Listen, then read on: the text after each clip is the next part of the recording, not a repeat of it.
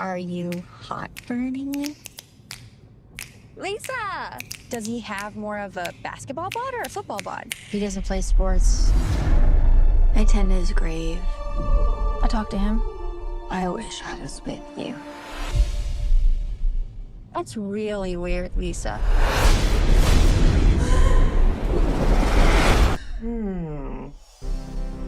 Your hand? I can't believe you're here. Do you like music? I have the cure. Oh, not that kind of cure. They can't make you better. I mean, they can, but like emotional. I'm sorry, but I'm just thinking of the right words to say. You are being admitted inpatient, locked down.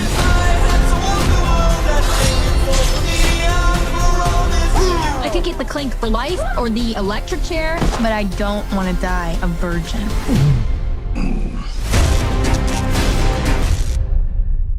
Hello everyone and welcome to another movie review. I am happy that you can join me today. If you are new to this channel, welcome. Click the subscribe button below for future notifications and updates. Click the like button and share this content with other movie fans. So, I was fortunate to watch an advanced screening of Lisa Frankenstein. Okay, so Lisa Frankenstein is a horror comedy directed by Zelda Williams, which is her directorial debut. The film was inspired by Mary Shelley's 1818 novel Frankenstein, the famous novel Frankenstein, and the film's theatrical release date is February 9th. The running time is an hour 51 minutes.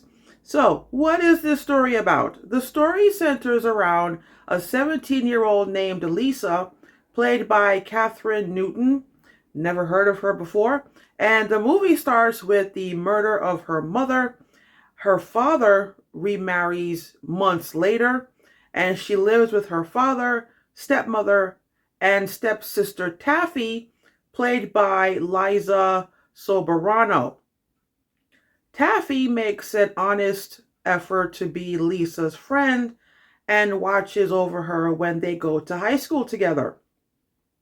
One night, lightning strikes and a dead man comes back from the dead, from his grave, and in the closing credits, they call him the Creature.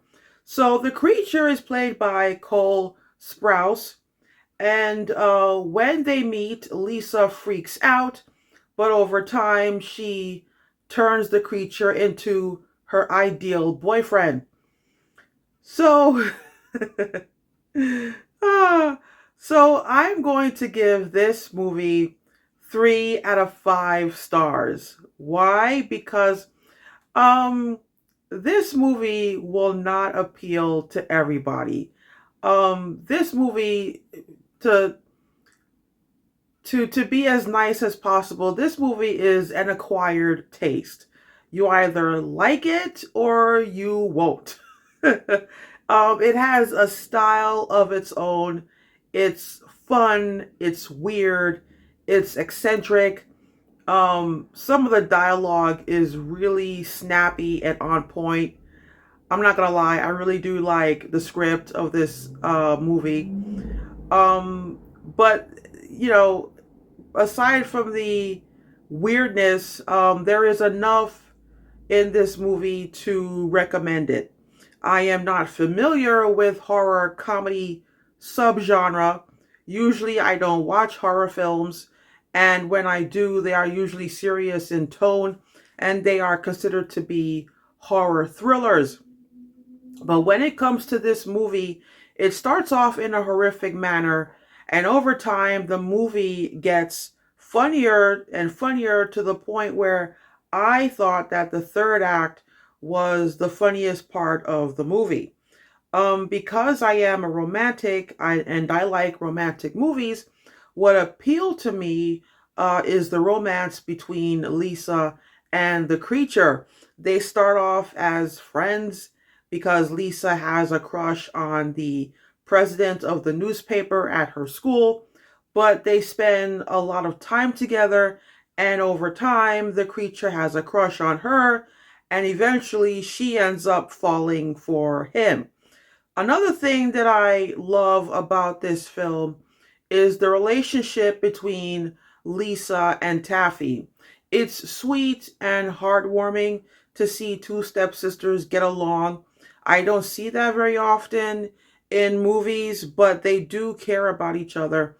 There is something that happens towards the end in which Lisa has to apologize to Taffy, and Lisa comes off as genuinely sorry, and she tries hard to be sincere and honest. And I think their relationship, to me, is the heart of the film, whereas the creature and his actions is what drives the plot. Um, Another thing that I have to point out that I really like about this film, and this goes back to what I'm saying, that not everybody is going to like this movie. It's not going to be everyone's cup of tea. But what I also liked about this film was that it took place in 1989. Now, I miss the 80s and the 90s. I miss the 90s more so than the 80s.